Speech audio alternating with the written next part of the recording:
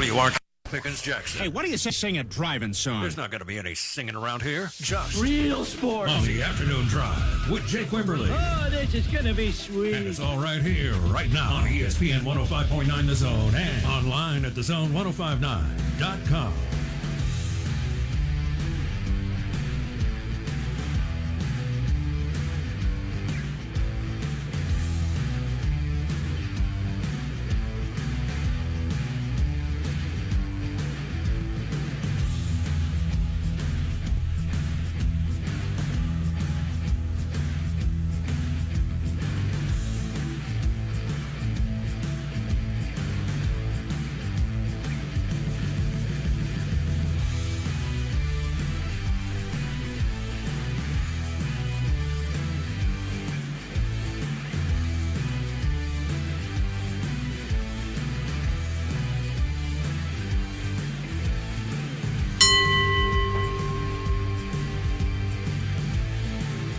Day of January 2024. It's hard to believe January is almost in the rear view mirror. 1 month down, 11 to go, and what looks like it's going to be a wild 2024. Welcome in. It is the afternoon drive. Champ in the chair, Sports Maven on a Monday.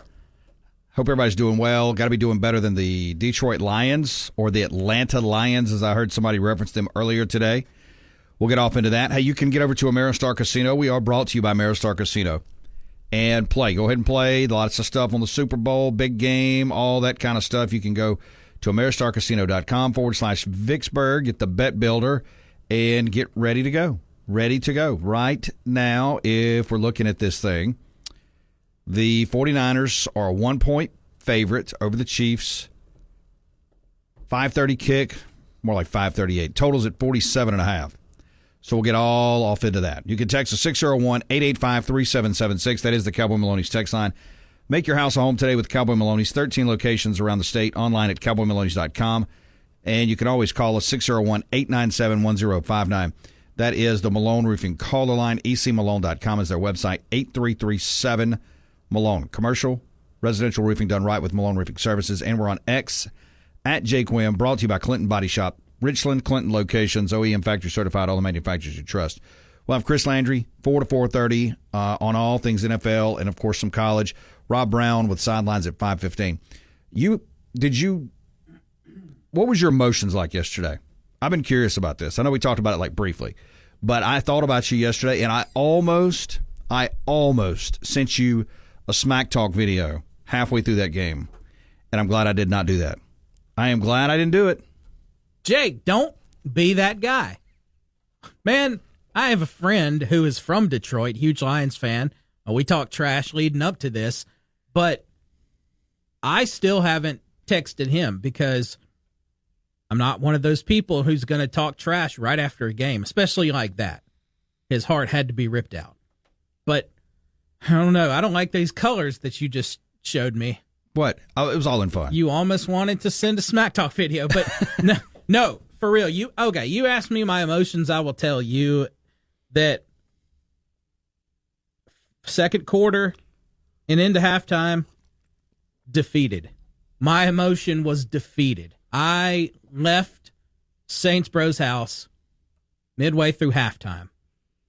And I got home and I turned on the game and it was 24-10. And the first thing I saw was Ayuk make that catch that bounced off the man's face mask at the 5. So then I started watching it again. I had a little hope at that point, but absolutely defeated at halftime. I thought there was no way. I mean, we've got the 10 biggest comebacks ever in the playoffs. It's going to rank right up there at the top. I mean, you're talking about a Lions team that just looked like they were going to steamroll Sanford. I mean, walk in there and just wear them out. And a lot of people blaming the fourth down play. I told you this. I don't. And a lot of people clowning the analytics of it. And look, in the moment, it felt right. I mean, he could have kicked a field goal. They could have pooch punted. He went for it. And did it turn the momentum a little bit? Yeah. But that didn't lose the game, did it? Up 24-10? They didn't lose the game. It probably did. I mean, they lost by 3. There's 2 field goals. That is the difference. But look, Dan Campbell goes for it. He's aggressive. I like it. I like it about him. I do too. I do too. And you're seeing more. I mean, Lane Kiffin does it. Down on the high school, Sam Williams does it. I mean, you're seeing all across football, people are doing it. And, they're trusting their defense. They get across the 50. They're right there across the 50. They feel pretty good about it. When you make it, nobody says a word. Everybody claps, golf claps. Let's keep going. You miss it, people start criticizing it. But these coaches aren't going to go back in their shell. Dan Campbell's not going back in his shell. He is who he is. The other game, what was your thoughts on that? Lamar Jackson again, swing and miss in a major playoff game. I was not surprised at all. That actually went exactly as I expected. I thought the Chiefs would win.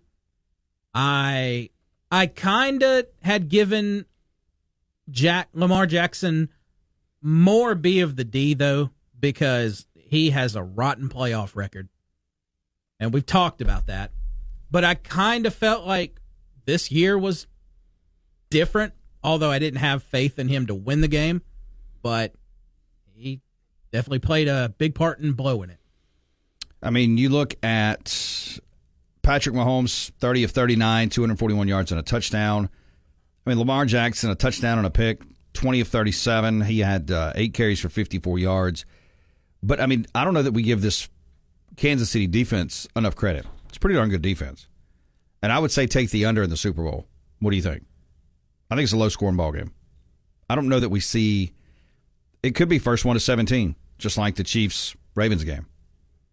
How confident are you 2 weeks out from this thing? 100%. 100%. So you don't feel like some of the conspiracy theorists that this is just a total psyop and it's going to be a Chiefs win? No. What are you trying to turn this into? I'm just asking. You keep talking about these psyops. This Taylor Swift. No, see, you already started 7 minutes into this. You had to bring her into this. You had to bring it up. Look, I have more of a problem if we are going to hate some Pop-Tart artist. My beef is more with Olivia Rodrigo than Taylor Swift. I told you last week I'm numb to this Taylor Swift crap. It's annoying and it's way too much, but it's been 4 months now. We should be used to it.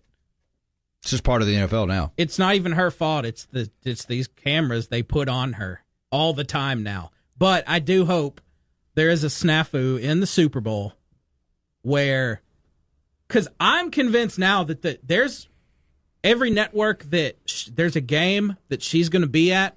I think they devote a camera that's on her the entire game, all 60 minutes. Probably. So they can just pick and choose when to go. So I hope what happens is CBS has a snafu somewhere in the game. They switch to the wrong camera, and it's left there for like 20 minutes. Just a shot of her. Just leave it there. No, I'm sure they do. I'm sure they have a dedicated camera. Let's see, Magic Mike, Beavers Niners against Matt Wyatt's Chiefs. Is there a wager on the horizon? Are you and Matt betting on this thing? I feel like we should. There needs to be something. I don't know if Matt Wyatt would bet. He may bet you some country pleasing sausage or something. I'll take that. Take that wager. And if you lose, you have to get him some country pleasing and maybe some Little Debbie snack cakes. You can make Matt Wyatt bet on this. Just make it stuff he likes. True. That's what you can do. All right, let's see. A lot of news to get into. NBA viewership continues to fall. South Carolina at LSU this past weekend, a women's basketball game, tore through the Celtics Heat as far as ratings. Can you believe that?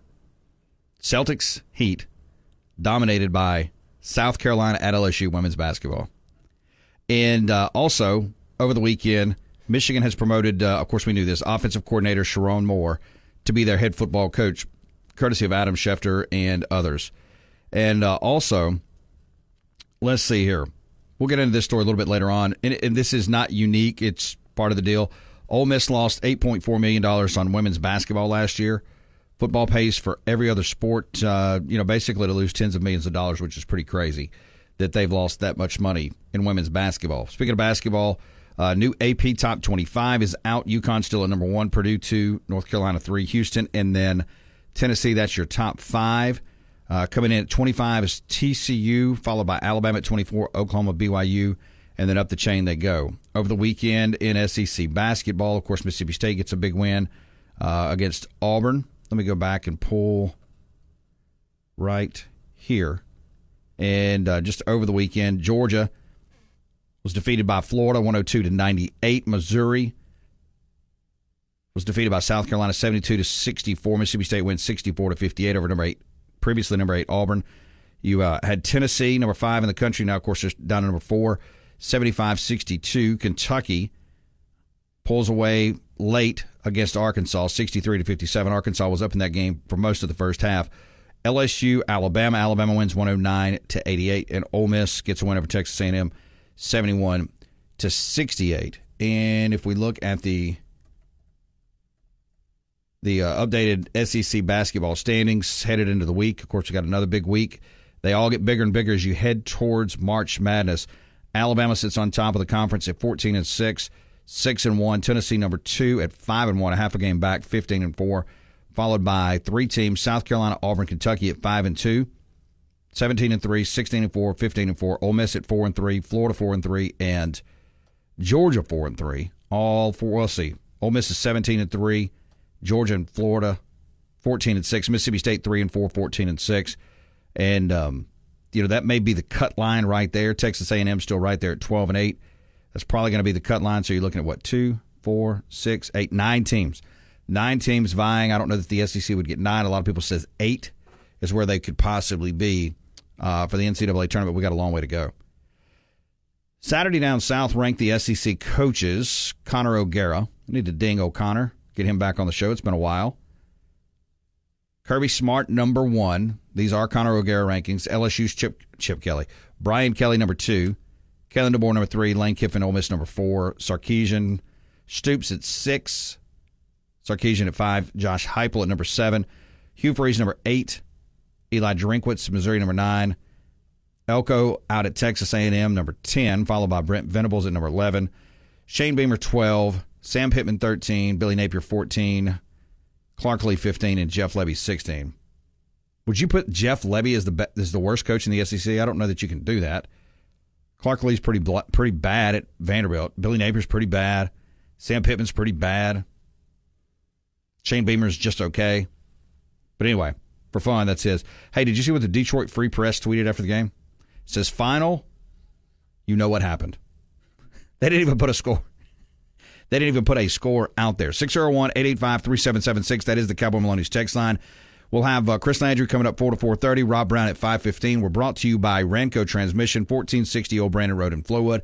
601-939-9184. 50-plus years foreign and domestic. Smarter. It's time to get Back in the game. with Jake Wimberly and the Afternoon Drive. That's entertainment. On the station that specializes in the Mississippi sports you love. Now we talking. Live and local on ESPN 105.9 The Zone and online at thezone1059.com.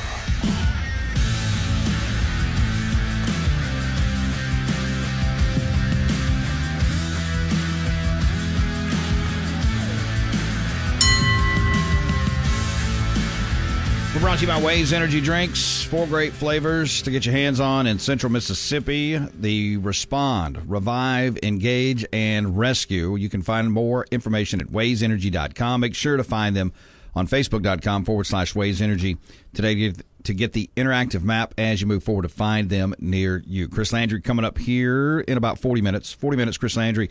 Landry Football, Rob Browne, 5:15 as we move through the day. We are streaming on the zone1059.com. New Michigan coach Sharon Moore. If you got any thoughts on the NFL playoffs, who you picking for the Super Bowl? You know what was interesting about the Taylor Swift thing, and I paid attention to this yesterday, by the way, because we read an article that last week that says, "Oh, the analytics are out and everybody's wrong on this. Taylor Swift's only shown 2 or 3 times a ball game." I counted 5 in the first half yesterday. 5. I stopped counting in the second half. 5. I bet you she was shown by the end of the post game and everything 20. So that whole thing's out in the wash. But Sharon Moore got his wish and is now officially the Michigan man, new Michigan man. So you got to ask yourself, though, how will he fare against the likes of next year's schedule? This coming up year's Texas, USC, Michigan State, Oregon, Washington, and Ohio State. So it'll be interesting to see. We do have a rematch, of course, in the Super Bowl coming up here in 2 weeks. Do you watch the Pro Bowl? Are you going to watch? Haven't they turned that thing into a flag football game now? Yeah, they do different events. There's flag football. They play dodgeball. They're throwing competitions. I can't remember the other thing. But yeah, it's no longer a football game. It's little events like that. Is that a good thing? I don't watch it. Or is that I watched last year. I watched them play dodgeball. I liked the dodgeball. I didn't watch much else of it. You know, if it was, and I remember the Pro Bowl when I was a kid. I used to love the Pro Bowl because in the innocence and unmature mind of a young person, you think, wow, the Pro Bowl, best on best. What a disappointment those things are, right? Any of them. NBA All-Star Game, Major League Baseball game, NFL. Are these leagues cheating the public by not really doing that? Yeah, I could see that argument. You're especially not getting best versus best Pro Bowl anymore because let's say Patrick Mahomes is a Pro Bowler. Well, if he's in the Super Bowl, he's not going to play. His backup probably opts for a vacation. They pull out. So really, it's third best quarterback in that situation. Yeah. On3 has kind of called it, so to speak, on their recruiting rankings. Now, obviously, you've got another National Signing Day coming up here in a couple weeks, but Georgia 1, Bama 2, Oregon 3, Ohio State 4, and Miami at 5. That's your top 5. Ole Miss at 20.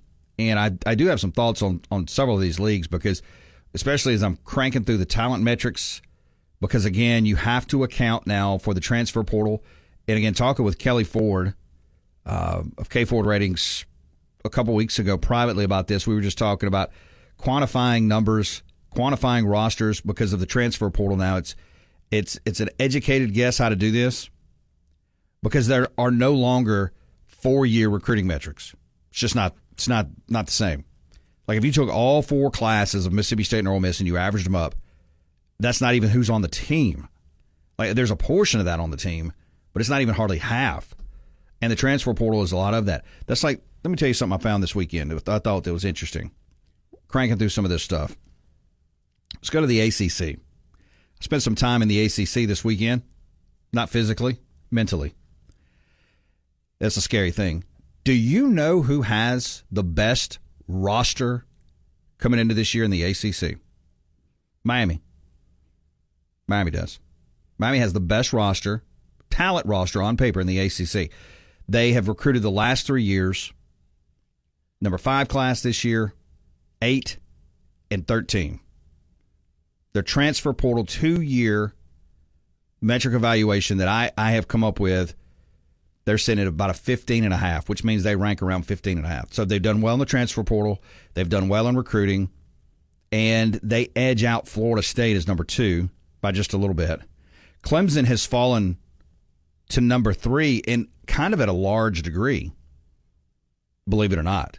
I mean, Clemson has ranked 61st in the transfer portal, and their classes have gone 12, 11, and 14. So, and then, of course, you get down to North Carolina, NC State, and Louisville. But what's interesting about this is because I've already done the 3-year metrics for the SEC, where Alabama and Georgia still are at the top, but it's Texas right there, too. Texas is right there, too. I mean, there's not a dime's worth of difference in those teams. And I've already done the Big Ten, where Oregon is just ahead of Ohio State. And here's what's interesting. I think this is from the transfer portal. Now, again, you've got to this is talent only. This is not coaches. This is not quarterbacks. This is not big play. One team's got a massive wide receiver where the other teams maybe don't. Or, you take Alabama. They didn't have that home run threat like an Ohio State had this year. Or, Michigan at certain times. Miami has just as good a talent as all of these teams coming into this year. Watch Miami. That's why I think this is why they win. I'm just saying, watch Miami. Watch Miami. This is why they went in on Cameron Ward. I'm fully the bell went off after looking at this. Said, "Yep, this they're trying to make their like Ole Miss, like Ohio State. They're going all in, money shot, trying to get that home run." But Miami has vastly disappointed. Vastly disappointed, much like Texas A&M. So you have to be careful with Miami. And let's go look and see, just cross-reference this with Vegas. And look and see what Vegas has, the Miami football Hurricanes, to win the national title. Now, I am not calling for Miami to win the national title. That was interesting to me when that kind of came across everything. 60-1. Be a hell of a pickup, wouldn't it? Talk about a value bet. 60-1. They're down there with Kansas State and Washington, Auburn. But again, you look at Mario Cristobal. This whole thing has just been. He is going to be. You talk about coaching your way out of ball games. He has coached Miami and Oregon out of ball games.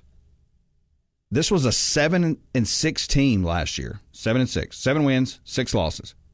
They averaged 32 points a game and they gave up 23. This should have been a 10-win ball game or 10-win ball team. By those numbers, if you average over 30 points a game and you give up less than 23.5, you should be a 10-win ball team.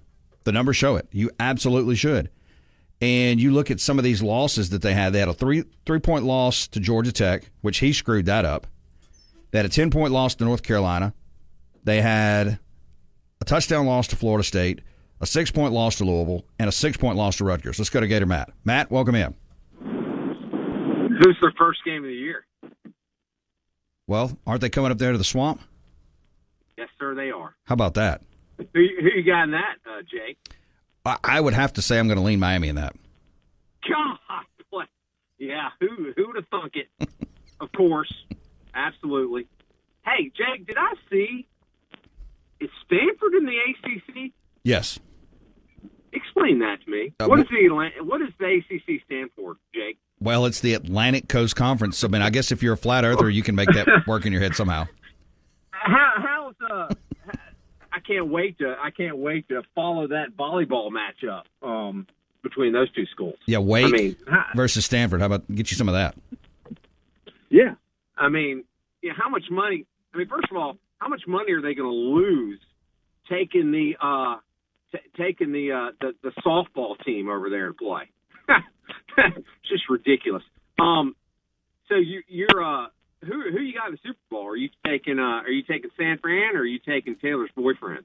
Oh, I'm all in on San Francisco now. Oh, you are? Why? Because Taylor Swift? You can't stand it, can you? Just the whole Chiefs setup. I just can't deal with that. That whole thing's too much. How does Detroit lose that game? I mean, look, I'm a Dan Campbell fan. Is that his name? I love the guy. But, I mean, good Lord. I mean, he just gave that game away, Jake.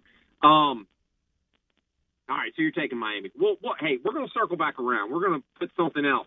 I think you already owe me a 3-piece at Bojangles. We're going to have to parlay that into something bigger. You got it. See you. You got it, Matt. 601-897-1059. Hey, we're brought to you by Bailey Lumber. Go to BaileyLumber.com. Open Monday through Friday, 7 a.m. to 4 p.m. Located in Brandon and in Jackson. That's 2150 Mississippi Highway 471 in Brandon. Also 4525 John Lynch Street in Jackson. Drywall, GAF roofing specials, lumber, supplies, windows, doors, hardware, everything you need to build that house or building or that remodel in 2024. Go to BaileyLumber.com. St. Louis, Missouri. Ladies and gentlemen, the time has come to go Back to the afternoon drive with Jake Wimberly. With the hottest sports stories of the day. For one of those moments, it only happens right here On ESPN 105.9 The Zone and online at thezone1059.com.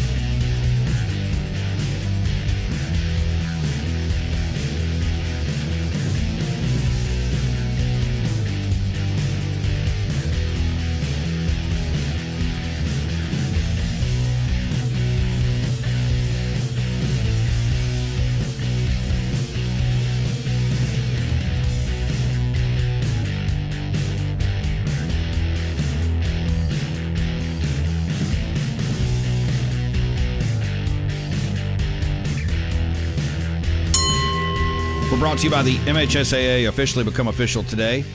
Pick the sport that you love and become a part of that with the Mississippi High School Activities Association. Call 601-924-6400. Online at MISSHSAA.com. Chris Landry coming up in 30 minutes. Rob Browne at 5:15. You can text us 601-885-3776. That is the Cowboy Maloney's text line. Let's see here. Unnamed texter. Does Rob J. have an opinion on the Taylor Swift situation with the Chiefs? I know he's a Chiefs fan. Did Rob ever speak of Swift to you? Yeah, it's been a little while since I've talked to Rob, but as of a month ago, when it all started, like, because remember, it was late September. There's no reason for me to remember this. It was the September 24th game against the Bears when that whole thing started. Because I'm not going to say that name because, side note, last night, White Denzel, he mentioned on the 1059 Facebook thing, he's like, oh, Jake and Beaver are going to have fun talking about this. And at that point, I realized, Jake, I'm going to go ahead and tell you now, because you keep bringing it up. I refuse to be a part of any more of these stories for the next 2 weeks. I'm not going to talk about that guh. So you're not going to offer? No. People want to hear your opinion. They don't. They do. They don't. They tune in here to hear your opinion more than they do mine. No, I don't think so. No, but let me give you back to Rob J's opinion, though. So back when it started, I think October is when I first started asking him how he felt about it. And he said he didn't even know who Taylor Swift was, which I respect that. If you can avoid that in life, in everyday life, that's commendable. That's nice that you can stay away from those things. But eventually, obviously, he started seeing it, and he was not pleased. No, he doesn't like it. Doesn't like it at all. Text us with your questions, comments, 601-885-3776. You can always call us, 601-897-1059. Me and Bieber were doing some digging on Mario Cristobal. This whole Miami thing has got me perplexed. But you look at Cristobal, this is interesting stuff here. I did not realize his overall coaching record is 74-73. Now, he spent a large part of that, 2007 to 12, at FIU, where it was very lackluster. Very lackluster. Obviously a positional coach at Miami. He played for the Hurricanes, offensive tackle, and played for the Amsterdam Admirals, 1995 to 96. Did you know that? Did you know Amsterdam had a football team?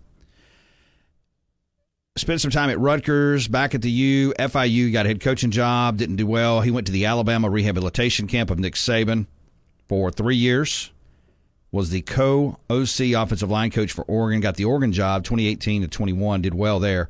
But at Miami, he is literally 12-13. 12-13. And what's going to be interesting about the Canes is it's really now or never for them to make a big, big move because they have this roster they have built. They have their quarterback.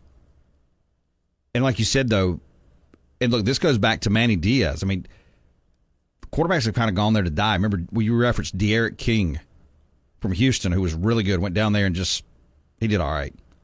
Quarterbacks have just done all right there. So it's just something to think about. All right, let's see here. And I will get into some of these players that are number 1 through 5 or 10 or whatever. For instance, Ohio State's Jeremiah Smith, wide receiver out of Hollywood, Florida, rated the number 1 player in the country at Ohio State. I'll come back to that. We do have a mock draft in the NFL. Also, Alabama's Jalen Milroe speaks publicly about why he stayed at Alabama. And I found this interesting. The SEC is not going to penalize the horns down. Did you see this? How about that? Thank you, SEC. No, if you want to throw them, throw them. Isn't that good? Yes. Isn't that good? I guarantee you Oklahoma loves it too. So just know if your team is playing Texas this year and you want to throw some horns down, you're not going to get penalized, nor your team's not going to get penalized. So that's really good for the SEC. Thank you, SEC, for doing that. All right, here. Let me move back. Ranking the NFL playoff heartbreaking losses after yesterday. Lions join an all-time list. Let's revisit some of the heartbreaks, shall we? Honorable mention here, and we're going to work backwards from honorable mention down to the number 1. Houston Oilers in the 1992 AFC wild card. Houston owns the distinction of blowing the biggest lead in playoff history, led by Warren Moon. The Oilers raced out, and a lot of you remember this that are old enough. Did you remember this game? They were up 35-3 over the Bills. 35-3. But they were unable to stop a runaway train that day. They lost it 41-38. And that was just, you talk about it. And by the way, that was led by backup quarterback Frank Reich. 1992, that gets an honorable mention. That's the Houston Oilers as they lost a 35-3 lead. Number 5 on this list, 1986 AFC Championship game. Cleveland led 20-13 over the Denver Broncos. Had the Broncos pinned at their own 2-yard line, but that's when John Elway, who later became known for his comebacks, Captain Comeback, led Denver through a 98-yard drive with a game-tying touchdown pass to force overtime. The Browns then lost in overtime. Do you remember that game? 1986 Browns, Elway. Just kind of hits the center on the butt. 2-yard line, let's go. Takes him 98 yards. Yeah, that was before my football watching days. I was only 4. Oh, okay. I'll give you that pass. Number 4, 1998 NFC Championship game. The Vikings looked like a shoe-in to reach the Super Bowl that season. After a 15-1 regular season, Minnesota led the upstart Falcons by a touchdown and had Gary Anderson, who hadn't missed a field goal all year up to that point, lining up for a 38-yard field goal that would have put the game away. Anderson shockingly missed the kick, giving the Falcons life just over 2 minutes left. And, of course, Atlanta took advantage by tying the score and forcing overtime and went on to win. Number 3, Buffalo Bills in Super Bowl 15. The only Super Bowl decided by 1 point came down to a field goal try with 8 seconds left. Of course, that's the Scott Norwood, the famous hook the kick wide right, securing a Giants 20-19 win. And did they have 2 backup quarterbacks in that game? I can't remember. Didn't Jeff Hostetler quarterback the Giants in that game? I think he did. Was Jim Kelly the quarterback, or was it Frank Reich? I think it was Kelly. I have to go back and look. Number 2, the Lions yesterday. Lion fans, I felt so bad because they kept going to the Lions Stadium. They had the stadium packed. Those people just have to be gutted, right? They have to be gutted. And, of course, the Lions, Lion fans surely could taste the trip to the Super Bowl by the half. But what followed was an avalanche that didn't end until the 49ers had built a 10-point lead late in the fourth quarter. The 49ers, of course, played much better in the second half, and the Lions came up on the short end of the stick. And number 1, of course, is the Falcons in the Super Bowl. Everybody remembers that, right? Falcons in the Super Bowl. And do you remember where you were on that game? Yep. 28-3. Here comes Tom Brady. Does what Tom Brady does. Hey, can you make a case that Mahomes is catching Tom Brady? Yeah. Yeah, I think so. I think you can. I really think you can. And, of course, if he goes on to win this year in the PSYOP Super Bowl, then can we call it that? The PSYOP Super Bowl. Can we do that? You can. You don't want to comment on that? Not doing it. Hey, we're brought to you by Clinton Body Shop. 2 locations to serve you. Clinton Inn and Richland, OEM factory certified. All the manufacturers you trust. 601-924-2159. Head over to ClintonBodyShop.com and learn more today. Your family's safety and your car's value. That's what matters to Clinton Body Shop. Good afternoon. Good afternoon. And welcome back to the Afternoon Drive with Jake Wimberly, where he's talking about anything and everything that's Mississippi sports. No, great afternoon. Right here on ESPN 105.9 The Zone and online worldwide on the Zone 1059.com.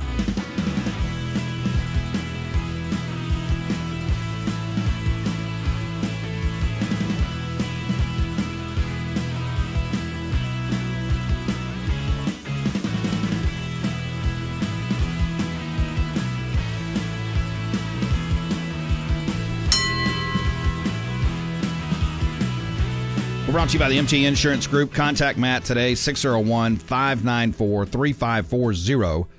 Let him shop auto, home, and business rates for you in 2024. That's the MT Insurance Group, 601-594-3540.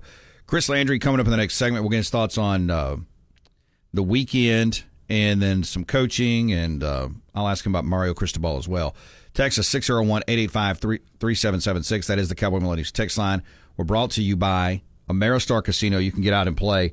A lot of good stuff. We'll be at Ameristar next week.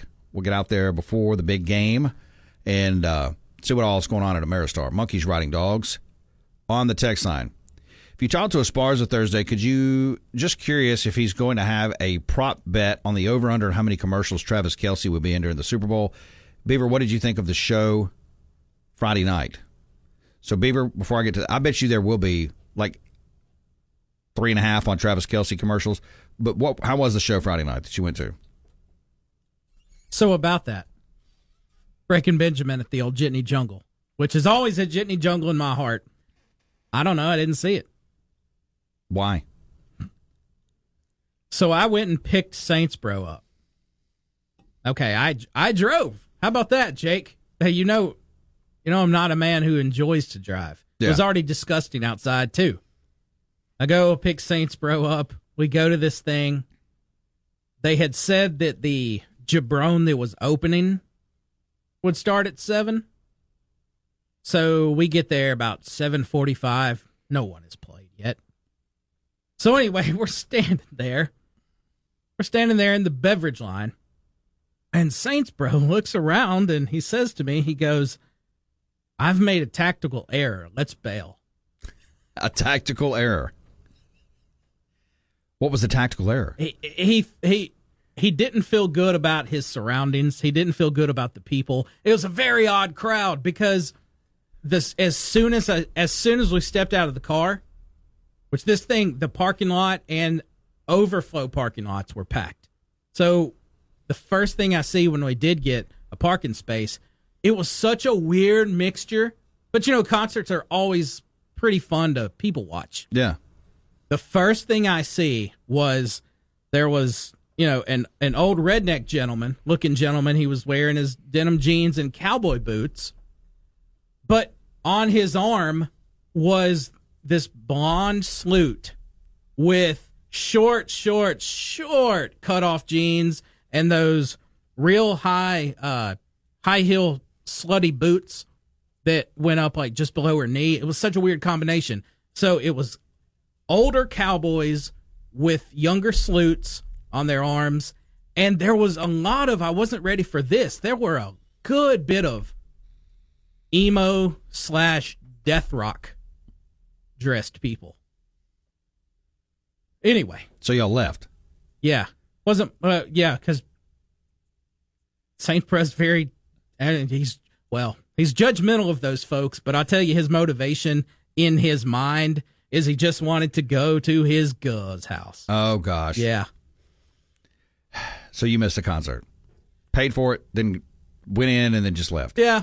I didn't feel bad about it, though, because, it's not like Breaking Benjamin's a favorite of mine. I got you.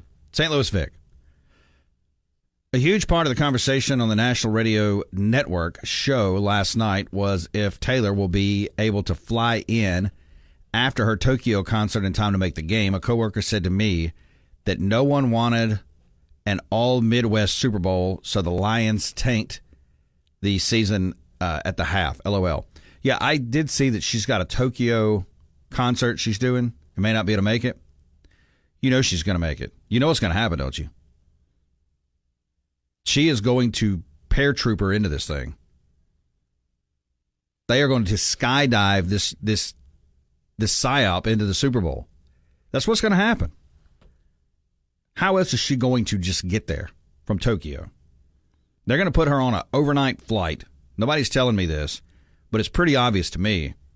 An overnight flight, military bird, and they're going to attach her to some paratrooper and bring her in on a parachute. Probably singing, truth be told. Oh, my God. I already told you I refuse to engage and talk for the next 2 weeks about that, but there's so many thoughts I have now. You are inventing all kinds of scenarios for this girl. How much you going to get her back here from Tokyo? She has a private jet. I don't know. Because, all the who are these people? Oh, the climate people. Oh, yeah. Remember the they dedicated all these studies to, how dare this person, travel in their private jet so much, and it was her specifically. So she uses her private jet a lot. Let's see. I think I've got a story on this somewhere. Yeah, it's right here. It says Taylor Swift attending Super Bowl to watch the Chiefs. It's actually Japan. How her Japan tour dates align with the big game in Las Vegas. Let's look right quick. It says Swift will be performing in Tokyo right before the Super Bowl. Has a way to be there in person.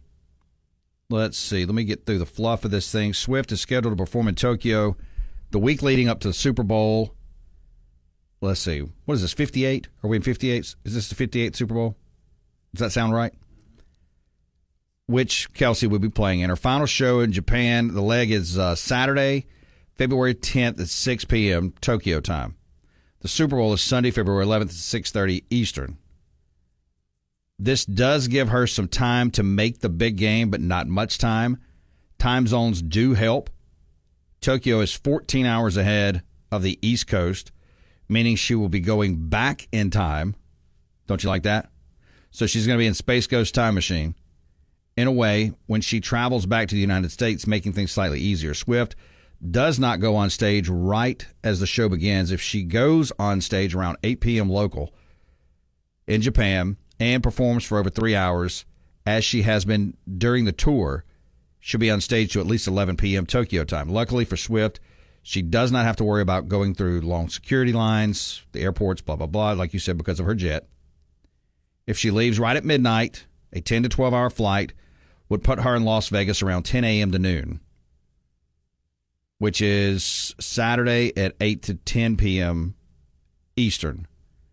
So there is a strategy to get her back. There's a strategy.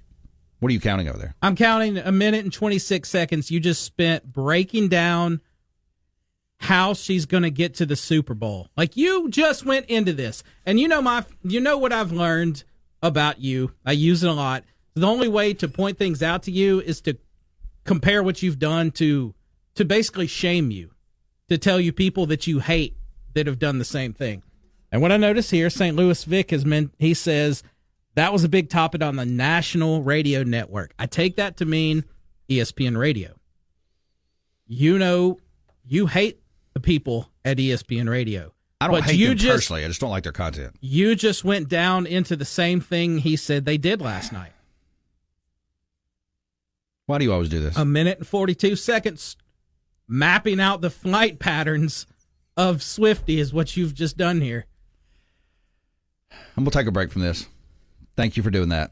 601-885-3776. That is the Cowboy Maloney's text line. Let's see here real quickly. Miko, for Mahomes to catch and pass Brady, Andy Reid will have to stay in place much like old Bill did with Brady, except for the last one. And Taylor Swift will change the time of the concerts, what he says. Also, War Eagle Jeremy, tell Beeve he needs to calm down. Oh, Jeremy, I see what you've done there. Those are Swiftie lyrics.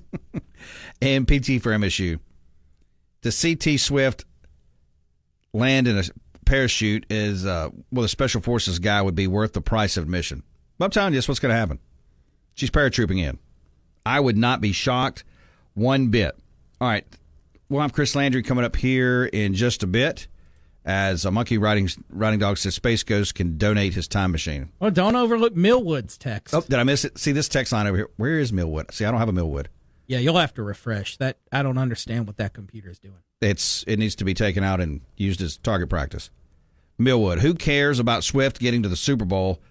So disappointed in you, Jake. Trust me, I'm disappointed in myself. I am disappointed in myself. Hey, we're brought to you by our friends at Mac Hike in Madison, Gluckstadt. Get that great Mac Hike feeling today. Chrysler, Dodge, Jeep, Ram, and Chevy in Madison, Gluckstadt. New and used inventory on-site and online. Go to MacHikeMadison.com for more information. Chris Landry coming up in just a bit.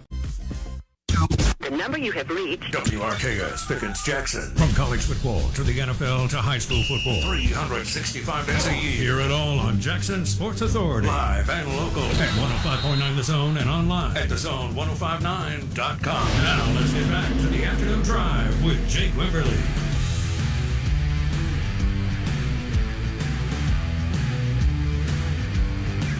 Hour 2 starts right now, courtesy of Mississippi Legends Grill. Go see George and the team, and they'll have you ready to go Get you ready for the big game. They'll have a lot going on. You'll hear promotions here on the network about that. George and the team, Mississippi Legends Grill. Remember, they got bingo, trivia, kids eat free on Thursdays, Catfish Friday, Fried Chicken Friday on Fridays. Make sure to find them at the corner of Castlewoods Drive and Lakeland Drive, and get the lunch special today on Facebook.com/Mississippi Legends Grill.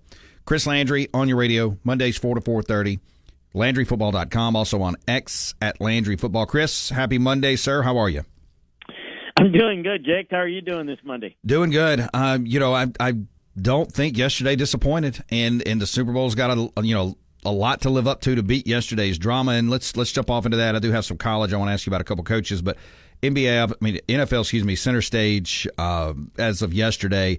Let's go with the first game. Were you surprised at what you saw? Of course, Lamar Jackson taking some heat again for not playing the best in the biggest moments, but your thoughts on that ball game yesterday with the Chiefs and the Baltimore Ravens. I'm not surprised that the Chiefs played well. I'm not surprised that they won. I was surprised of the offensive game plan for Baltimore. Completely perplexing. I think I just, Todd Monken, who's done a really nice job there, obviously former Georgia offensive coordinator, was completely outmatched in this game, and he had no answers. And this is what I worry a little bit about at times. Experience in pro ball and coaching in the NFL, it's different than in college. You win in college in December and February in recruiting. I mean, you can, there are things you can do to augment and help you, but in the NFL, when you get playoff level, you can get out coached and out schooled. And they ran the football 6 times. This is a team that's built around the running game. They didn't attempt to run, and it wasn't like they were out of the game. It wasn't like the Chiefs scored 30 points. So they had no quick game. They had no running game. And Steve Spagnuolo, who's phenomenal and one of the great defensive coordinators of our time in big games, he's the guy that that basically put the game plan together to beat the unbeaten Patriots and Tom Brady in that magical run that they had. And I saw that firsthand in Arizona. He did a fantastic job. They played a lot of nickel. They played small. They played fast. And, they got away from the running game, and they didn't have any quick pass game. They were in deep drops. That's not what Lamar Jackson's strength was. It was almost like, we're going to show you that we can throw it from the pocket and beat you that way, instead of, we're going to win and do what we do best. And I just thought it was awful, and I thought they really did a disservice to that offense, because I thought the defense hung in there pretty well. Kansas City is so well coached. They've got the best quarterback around, and they didn't score a ton of points, didn't need to. That's a perfect example of adjustments. I go back to Kansas City on Christmas Day, getting beat by the Raiders, and they had no answers, and it was awful. They were dropping balls left and right, and you saw the game against Buffalo and how they had made the mistakes at the end. But they regrouped. We're going to run the football. We're going to rely on our defense, and we're going to play off of that, and then that's going to open up and let the passing game breathe. And here they are in the Super Bowl. In a year where it was, what are the Chiefs going to do? That was the question I got asked all year long is, what? They can't catch the football. The tackles can't protect. Here's what we're going to do. This is coaching. Coaching 101. We can run the football well and play defense. That's what we're going to do. And we're going to slow down people's pass rush because they're going to have to defend the run first. And then that will allow us to kind of build on that and get the passing game going. And then guys like Kelsey and even Marquez Valdez-Scantling making a couple of big plays, Rashid Rice picking up. It's just, whereas the Ravens have been consistent all year long, but then they get to the biggest games and they're ill-equipped in a game plan that, quite frankly, gave them very little chance to win. And they still had opportunities. I thought they were undisciplined. I thought they got frustrated. Thought they made way too many mistakes. They had 3 turnovers. But they didn't play well from a sideline standpoint and on the field standpoint. And the Chiefs' experience showed and coaching showed. Chris Landry on your radio. Make sure to find him on X at Landry Football. Check out the website, LandryFootball.com. Always great stuff, NFL, college, inside the lines, outside the lines, everything at LandryFootball.com. All right, so, Chris, you're sitting there and you're watching Detroit. It looks like they're just going to run away with this thing. and then everybody's going to circle the fourth down call by Dan Campbell, and there's a lot of criticism to that. Are you in that camp? Or I'll be honest with you, when I was in real time, I said, this is the call. Like, you go ahead and you try to put this thing away, or was that ultimately the wrong call? Well, a couple of things. You know, and I've learned this in the league for a long time, and you know, coaching in college for a while, as I mentioned, it's different. When you get in the NFL, you got to do two things in playoff football. You got to coach your team, and you got to coach the game. And I think people miss the coaching the game part.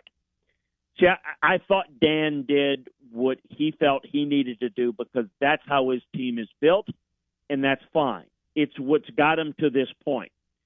But I thought after dominating in the first half, and by the way, it could have been worse. It could have been 28, maybe even 34 or 35. So, I mean, it was – but they had a almost flawless first half.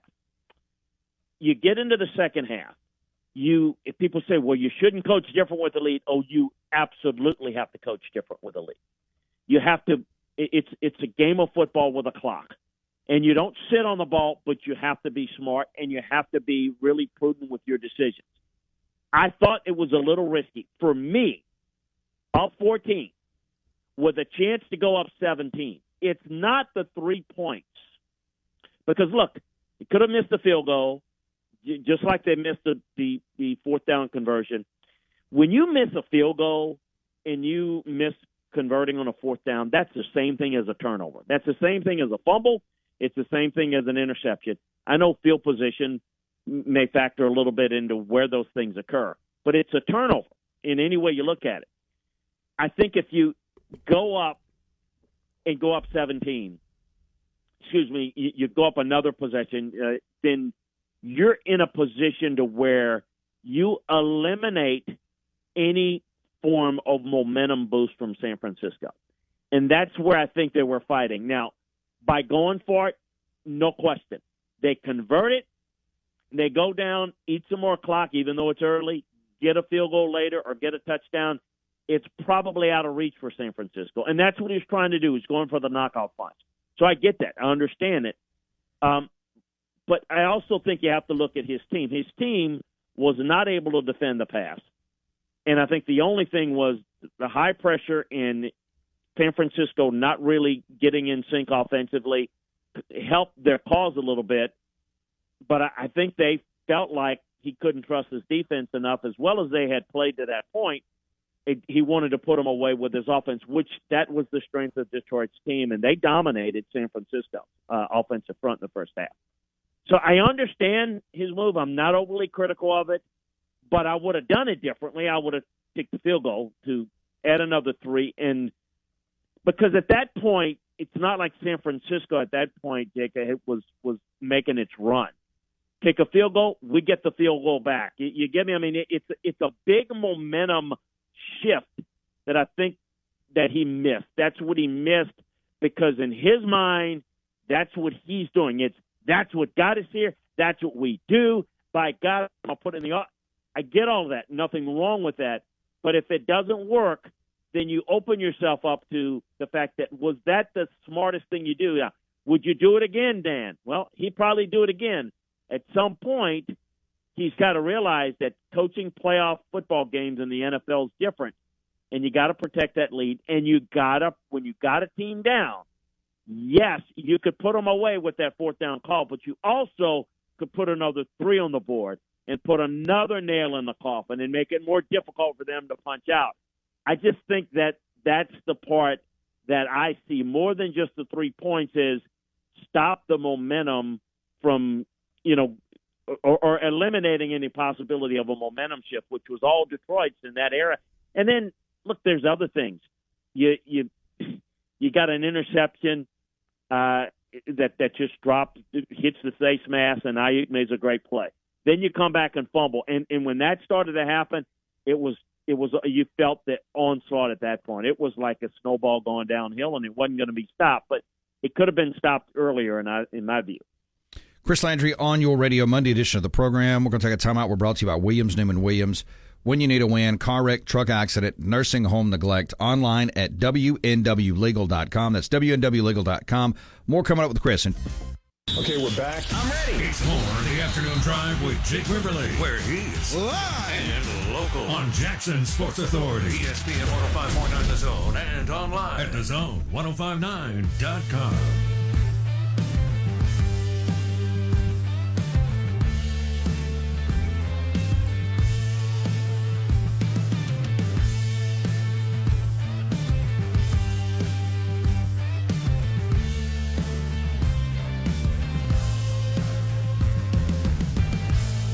Brought to you by our friends at Gutter Masters, online at guttermastersllc.com. Get protected today. And, of course, you can always call 601-503-7755, facebook.com/Guttermasters. Chris Landry, one more segment on a Monday. Go to LandryFootball.com, also on X at Landry Football. Chris, before we kind of peek at the Super Bowl, and, of course, we'll talk about that next week in detail, but the Lions and Ravens just way too early. Looking at those teams, of course, a lot's got to happen with the draft. We'll see what happens with free agency. Are they going anywhere? Do you anticipate maybe a step back? Just kind of a 10,000-foot quick flyer over both of those organizations. I thought it was interesting what Dan Campbell said last night, and it shocked me when he said it because you don't hear coaches say this, but it's what I think of all the time. I've been blessed in my career to been to several Super Bowls and be on the winning end, being on the losing end, and I've been in the conference championship games. And I tell people that it is the toughest loss that you can have. You know, losing the Super Bowl is really tough because you get that close to winning it all and you don't get it done. But there's something, Jake, about making it to the Super Bowl. It's kind of like making it to the Final Four. It's an accomplishment in and of itself. When you lose the conference championship game, it sucks. It is awful. It is, in fact, it is one of the things that got me out of the business and into consulting because ulcers and health problems, I didn't handle it well at all. And Dan Campbell said last night, everybody thinks, well, they made this jump in Detroit. And look out! I don't know. He's built a good culture. We'll see if Ben Johnson takes the Washington job. If he's the guy, we'll know here in probably 24 or 48 hours. Who leaves? It's not going to be the same team. The division is getting tougher. Green Bay's really getting better and young. Chicago's getting better. Minnesota will have to make some. This may have been their best chance. Up, that much, I don't know that they're going to get back. It's just, you remember it when it used to be, at least I remember when it used to be where, in their 70s, 80s, before the advent of free agency, you could pick at the end of the season who was going to be the two or three best teams in next year. Because you know who they were going to bring back, and you don't necessarily know who they were going to add, but the young guys would only be depth pieces. Now, it's a crapshoot. I know Kansas City's good every year and going to be good, but I don't know that I can say the same for Detroit. I don't know if they're even a playoff team next year. I think they probably will be, but it's going to be difficult. Baltimore, they've got to figure out how to take that next step. They've got some of the same issues as well. They've probably got a better overall roster than Detroit, but that's what I feel bad. I sit here, I'm excited for Kansas City and San Francisco, don't get me wrong, but I'm going to tell you, I suffered more in losses like this than I ever enjoyed the wins. I know that's sad, pathetic, but I am feeling really bad for those, and I do every year, for the teams that lose because it may never be as good as it was this year. And you've got to fight that, and you've got to fight that in your building to make sure that you don't allow it to get that way because you're going to have to add some new pieces, maybe some new coaches, and, because some of them are going to leave. I think it's going to be quite the challenge for both of them, particularly Detroit, who they've got to figure out, hey, look, this is something that they're going to build on. Now the expectation is, hey, you're not going to sneak up on anybody. You're going to be expected to win, and that's a different position that they've been in obviously in decades. I know you'll look at it all week long, and, of course, we'll talk about it next week, but just way too early. Which way do you lean, 49ers or Chiefs? It's going to be hard to convince me that the Chiefs won't win this. With Andy Reid 2 weeks to prepare and a Patrick Mahomes, those are two advantages that you just and I'm just going to say this. I looked at the tape again today, and I late last night I was looked at it. I mean, San Francisco got outplayed by Green Bay and Detroit, and they deserve to be here. But I got to tell you, they are not getting away with that against Kansas City. They're going to have to play light years better. I thought that they would need to play quite a bit better against Detroit. I thought they would beat Detroit. I thought they would play a lot better, and they didn't. They got dominated in the first half. That Detroit running game absolutely ran over them. And if Kansas City can run the football and you've got Mahomes making plays left and right, I don't.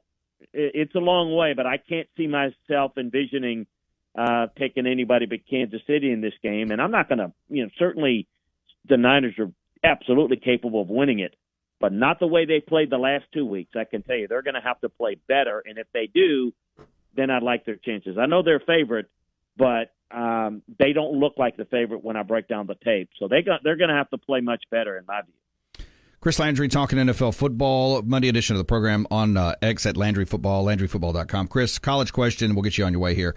I was looking at some recruiting stuff over the weekend with a lot of the classes that are kind of, coming together and the final rankings. We'll have the National Signing Day Part 2 in a couple weeks, but that's kind of a nothing burger compared to what we get in December. And, when you look at the ACC, boy, Miami has really done a great job in the transfer portal. The last 3 years, they have done good, very good. 5, 8, and 13 on their class rankings, depending on the outlet you look at. You can make a case that they have the best, at least on paper, this year, the best roster talent in the ACC. Florida State's right there. Clemson's right there. They get Cam Ward. But then I look at Mario Cristobal, who's, I believe, 75 and 74 in his career.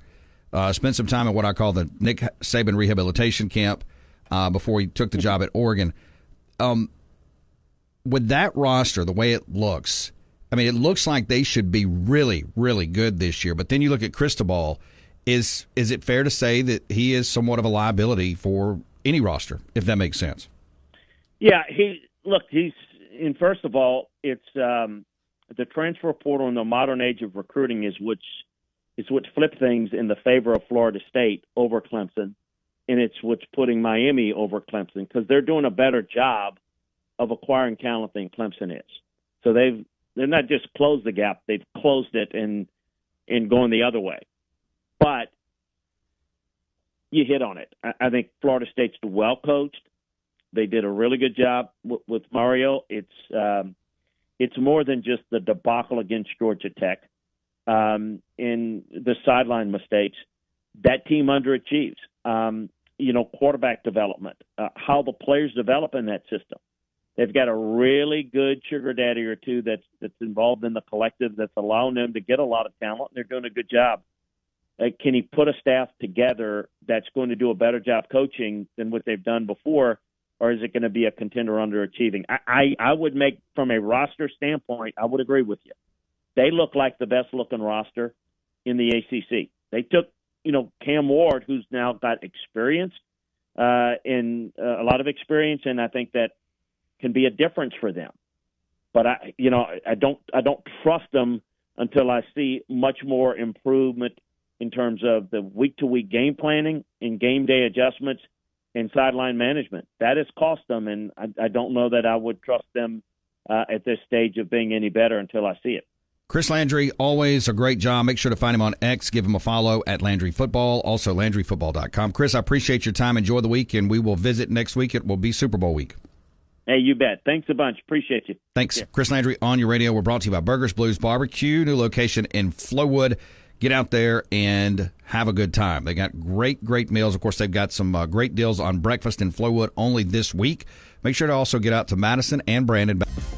This is the home of the Chuck Oliver Show every weekday from 10 till noon on Mississippi's live and local sports authority. And where? And now, We're back to Jake Quiverly with the afternoon drive on ESPN 105.9 The Zone and online at thezone1059.com.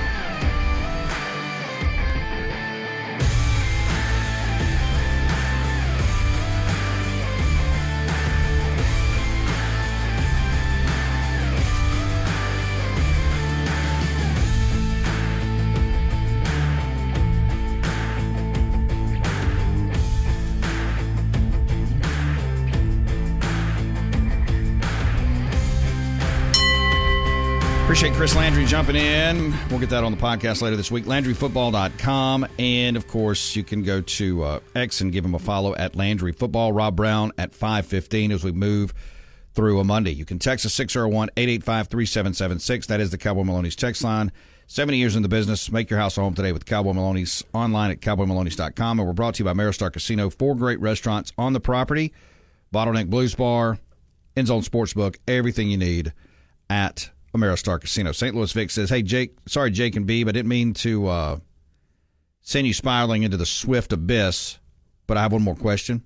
Friday, you read a story about the low number of times she was shown in the previous games, and you said that you would count the number of times she was shown yesterday. How many times was she shown, Jake? I counted 5 in the first half and then quit doing it. I was like, nope, this thing's going to go way over 10, and I'm sure that it probably did go way over 10. Alabama's Jalen Milroe explains skipping the transfer portal after Kalen DeBoer was hired. Alabama lost 30 players to the transfer portal. Many since the retirement of Nick Saban. Quarterback Jalen Milroe, one of the Crimson Tide's most notable players for this season, has decided to stick around. And since DeBoer's arrival, the Crimson Tide landed 6 transfers, including 3 former Washington players. Quote, what's for you is for you, and for me is to stay at Alabama, Milroe said over the weekend via ABC 33/40 News. I've got a lot of stuff at Alabama I still want to achieve. I signed my letter of intent to come to the University of Alabama. It's all about staying here and building. The guys we have in the locker room, they're a really good group. Super excited about what's ahead for our football team. We're excited to have Coach DeBoer in and the coaching staff. Milroe, of course, battled through early discouragement as a junior en route to an All-SEC second-team accolades with 23 touchdowns before heading off to the college football playoff and, of course, losing on the last play of the Michigan game. Now Milroe enters spring as Alabama's returning starting quarterback, with a focal point being a varied scheme that relies on decision-making quickly and, of course, the reads and pinpoint accuracy under Ryan Grubb. Buzz around the possibility of transfer quarterbacks. Of course, Will Rogers ending up at Alabama was premature after he withdrew from the portal. And, here's my question. I mean, Milroe's going to give it a shot. He says, hey, I'm staying. He's up there, the way too early Heisman odds. Do you think Kalen DeBoer will be able to work with Milroe's skill set? Probably some adjustments. I mean, anytime you've got an athlete like Jalen Milroe, I think that you can make that work. I mean, Nick Saban, they made it work, went to the college football playoff, and was just a play or two from playing in the national championship game. So I think it could work. All right, let me move forward here. All right, so a lot of people always ask, why can you not say Super Bowl in ads? We've talked about this. You know why. But a lot of people are asking that again. Why are they calling it the big game? Big game, big game, big game. So the NFL has a history of stretching back to more than a century to its creation in 1920. And while it held its first official championship game in 1933, the title had previously been handed out based on winning percentage. It wasn't dubbed the Super Bowl until the Packers faced off against the Chiefs in 1967. At that time, the contest, which ended with Green Bay walking away with a 35-10 victory under legendary head football coach Vince Lombardi, was actually referred to as the AFL-NFL World Championship game, a reference to the two separate entities that had engaged in a pretty bitter feud before agreeing to merge, or to a merger the previous summer. Former Chiefs owner Lamar Hunt is credited with dreaming up the Super Bowl moniker. and it gained enough steam to become officially embraced by the league before the Jets and the Colts faced off in Super Bowl III in 1969. The same year, the NFL officially added a hot new asset into its portfolio. It says the NFL has been very protective of the Super Bowl trademark that led to brands embracing, quote, the big game. Super Bowl III took place on January 12, 1969, and less than 2 months after Joe Namath led the Jets to one of the most unexpected upsets of all time, the NFL filed to trademark the Super Bowl name for, quote, entertainment services in the nature of football exhibitions, 3 years after it initially tried to secure the mark in connection to some sort of board game. The Super Bowl quickly became one of the most anticipated and watched sporting events in America, and subsequently became a very lucrative property for the league that had plenty of incentives to protect its virtually unraveled cash cow. Brands who pay millions of dollars to secure one of the highly coveted Super Bowl ad spots and earn the right to call themselves an, quote, official partner of the NFL are permitted to use the name of the game in their marketing efforts, and they obviously wouldn't be thrilled to learn other entities were able to do the same without forking over cash or any cash. The NFL has a reputation for being a very, let's just say, highly litigating operation when it comes to protecting the particular trademark. So while it's not clear who dreamed up the idea of using, quote, the big game as an alternative, that's been the go-to for commercial entities who take care or have taken care to avoid the league's wrath over the decades, although they run the risk of getting into legal trouble if they reference the teams involved or even the location. The NFL actually tried to trademark, quote, the big game in 2006, but backed down after being met with a resistance from Stanford and Cal, who used to refer to a football rivalry that it can trace back to the 1800s.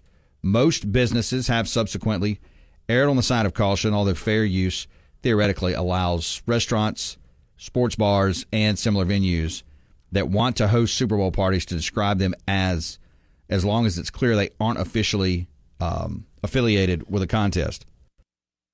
So that's why you'll hear, even locally, businesses will refer to it as the big game or some, whatever. I mean, I would call it this year the PSYOP Bowl, the Taylor Swift Bowl, but then you may get in trouble with Taylor Swift's people. So there's a lot of things you got to be careful with because you have these litigators out here that may come calling. 601-885-3776. That is the Cowboy Maloney's text line. You can always call us on the Malone Roofing caller line, 601-995-1059. Let's see here. Unnamed texter Jake. We will be tracking Taylor Swift the way we do Santa Claus on Christmas Eve. Through the air, it could be a little bit fun, even though I hate her music. So we got somebody wanting to track that. And Bulldog Wes wants Beaver to define his woman term. I think we need to stay away from that. Let's see here. Unnamed texture, 3 hours. Is it called the torture tour? I'm trying to decide what is worse, talking Taylor Swift or Michigan. Y'all do a great job. Thanks. Very well done. Yeah, I'm off the Michigan bus, right? They got the championship, and now it's on to see who is next in line in college football. And, again, it's going to be interesting to see how we carve through this, what the season looks like as we move further down the road with this. Speaking of Michigan, Michigan fans create petition to fire athletics director Ward Manuel after Jim Harbaugh leaves for the NFL. You got to be kidding me. It says, have you ever seen a college football fan base call for its athletic director to be fired less than a month after winning a national championship? Well, after Jim Harbaugh spun his alma mater in favor of the NFL, Michigan Wolverine fans created a petition in order to dismiss athletics director Ward Manuel. And this is you can sign the petition to have him fired. Quote, Ward Manuel has, and I don't think he's going to get fired, but some jabrones out here decided to do this. Ward Manuel has single-handedly botched multiple situations for the University of Michigan during his tenure, and his current handling of retaining Jim Harbaugh in the university's most profitable and valuable athletic program could cause disastrous results, reads the petition. It goes on and says, quote, his shortcomings have led to the departure of some of Michigan's most prominent and successful coaches, Eric Bakich and John Billion, and he has done nothing to address concerns from the other programs, i.e. swimming, facilities, refusal to collaborate, or support NIL programs. It continues on. It says, these concerning failures are putting the University of Michigan behind the times in their collegiate sports and are threatening to completely dismantle and disrupt the amazing football success that Michigan's athletic program has achieved. It's time to move on from Ward and his damaging oversights. Manuel and Michigan have had some issues. The basketball program is a mess, and the Wolverines are reportedly behind the times in the NIL space. But they just won the national championship in football. The one thing Wolverine fans have been pinning for over a quarter century, and now they want the athletics director gone because Jim Harbaugh is gone. 601-885-3776 if you want to text the program. We are brought to you by our friends at Sound Communications, online at soundcomav.com. Collaborate, design, and build with Sound Communications. They've been around since 1955. Let them help you in your business or place of worship. Back. And action! We got that and a whole lot more around here. It's the Afternoon Drive with Jake Wimberly. What's the score? He's got that, along with the hottest sports stories of the day on ESPN 105.9 The Zone and online at thezone1059.com.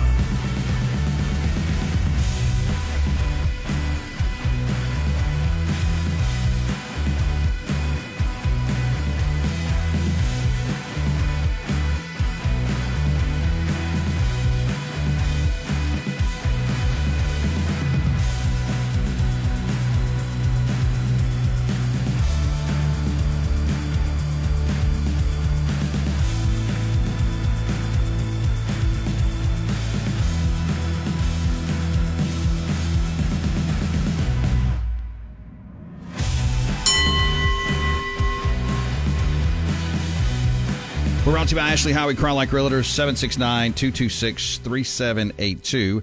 Facebook.com/Ashley Howie Realtor if you're looking to buy, sell, or relocate.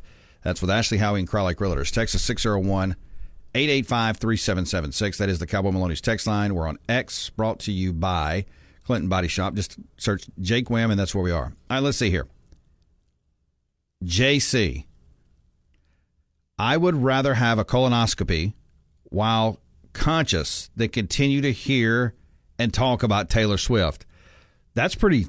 Are you there? Are you with JC on this? Because we can make that happen if you want to have. Would you like a colonoscopy while awake? Just that. It's where JC's at. No response? Possum Neck Joe, the 49ers should hire me now. I can game plan for Travis Kelce and guarantee them he would not make over 3 receptions. Ridiculous. He broke fellow Mississippian Jerry Rice postseason reception record by trotting out and turning around. Now, I do got to give Travis Kelce some credit here. He played well yesterday, and the guy knows how to find grass, basically open space. I mean, he can work a defense. The back shoulder throw by Patrick Mahomes to him for the first score was a thing of beauty. Now, but is Travis Kelce that easy to cover? Can Joe game plan for 3 catches for Travis Kelce in the big game next week? No, Joe, I'm sorry. I don't believe you can pull that off. I've told you so many times I believe in you, Joe, but that's a tall ask. And speaking of, I'm glad he mentioned, though, him breaking that Jerry Rice record. See, I've told you how much I dislike obnoxious caveman Travis Kelce. And he was on display after the game because they brought up that he broke while they were presenting the trophies. And I forget who was presenting them to him, but they brought it up that he broke Jerry Rice's record. A classic obnoxious Kelce fashion. Yeah, shout out to Jerry Rice, but the Chiefs are still the Chiefs, baby. He is that guy. He drops a baby and shout out to Jerry Rice. You are still not in the same conversation with Jerry Rice. You are the best tight end in history. Okay. But you are no Jerry Rice, sir. And you're that guy, baby, all that stuff. Get out of here. And then he did it again. Exactly what I talked about last week about You gotta fight. He does that Beastie Boys, ruining the Beastie Boys. You gotta fight for your right to party. Like, hey, man, you did that 4 years ago. And I know it's a part of what they do at Arrowhead. They still do it, but we don't need you to keep doing it over and over and over and over and over again. Well, let me ask you this about Kelsey. As it pertains to the NFL, obviously he did break Rice's record, baby. In their prime, though, would you take Tony Gonzalez over him? Would you take Jason Witten over him? Antonio Gates, Shannon Sharp, Rob Gronkowski, all in their prime. Who would you take? It'd be between Kelsey and Gonzalez. Take all those other guys out. As much as I hate him, I'll still say Kelsey. I am trying to see. Yeah, I get. Yeah, this is yards. Tony Gonzalez still has the most yards in the NFL, in the history of the NFL, at 15,127. Jason Witten second. What's interesting is Travis Kelce is 1, 2, 3, 4. Where they did it in 270 and 71 games, Kelce now has played 159.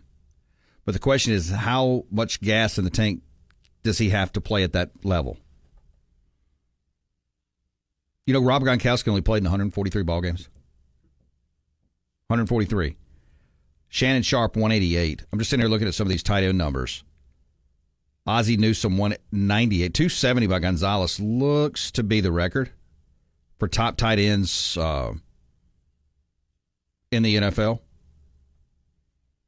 But yeah, it's Gonzalez, Witten, Gates, Kelsey as far as yards. Then you got Sharp, Gronkowski, Greg Olsen, Jimmy Graham, Ozzie Newsome, and Jack Smith. JC thinks you just may like the colonoscopy. We'll just leave that there. All right, moving on, shall we? Let me go back up here in the stack and jump into some college football real quick. College football teams that might be in the playoff. When you look at some of these teams, you know, we kind of danced around some of this playoff stuff early. And I am looking through several of these. It's weird. A lot of people are starting to, believe it or not, go in on Virginia Tech.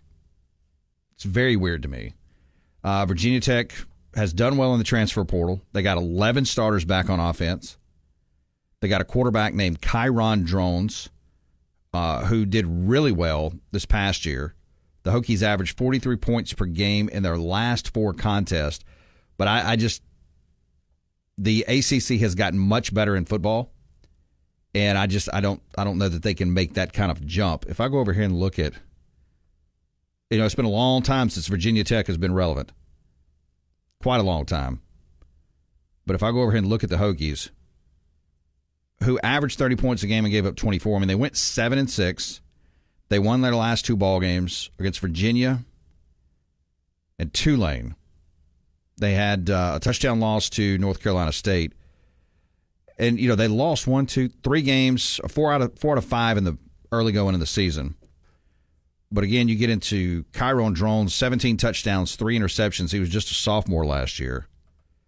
And he's a guy who can run it a little bit, 818 yards, 5 touchdowns. Maybe it is a sleeper team of sorts in the ACC. We'll see.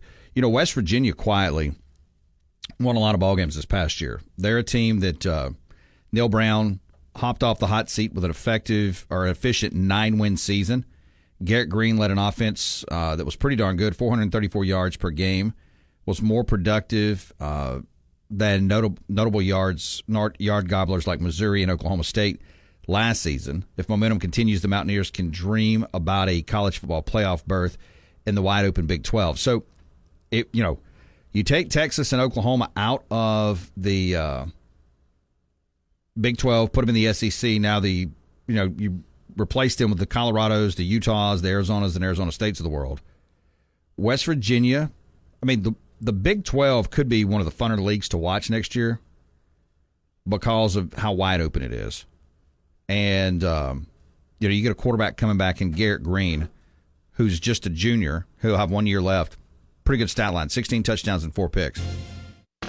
WRKS Pickens Jackson, where it's Time to take a ride. Yes, we're back with Jake Wimberly on the afternoon drive. It's live, it's local, and it's on ESPN 105.9 The Zone and online at thezone1059.com.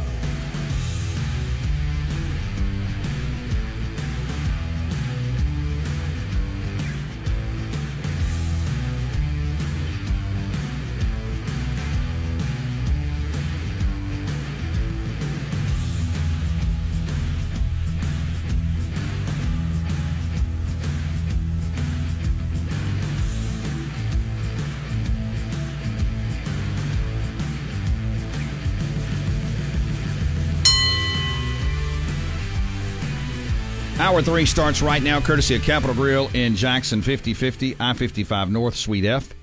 Capital Grill, your happy hour and afternoon destination. Grab a Michelob Ultra, Bud Light. Please drink responsibly, courtesy of our friends at Southern Beverage. And, of course, get a game of pool, an appetizer meal, grab some basketball. You can get the big game, all kinds of good stuff, an appetizer meal at Capital Grill in Jackson. Go to capitalgrillinjackson.com. Also, you can find them on facebook.com/Capital Grill of Jackson. Rob Browne will join us in the next segment. Sidelines, we'll talk a little college, get his take on the NFL playoffs, and more. Chris Landry joined us at 4 o'clock. You can text the show 601-885-3776. As Monkeys Riding Dogs, who would you rather listen to call a game, Tony Romo or Greg Olsen? I'm going to go Olsen. What do you got? Oh, 100% Olsen. I really like Olsen. Well, let's see. It was in the stack over here on Olsen. I am trying to find it. Did he get demoted?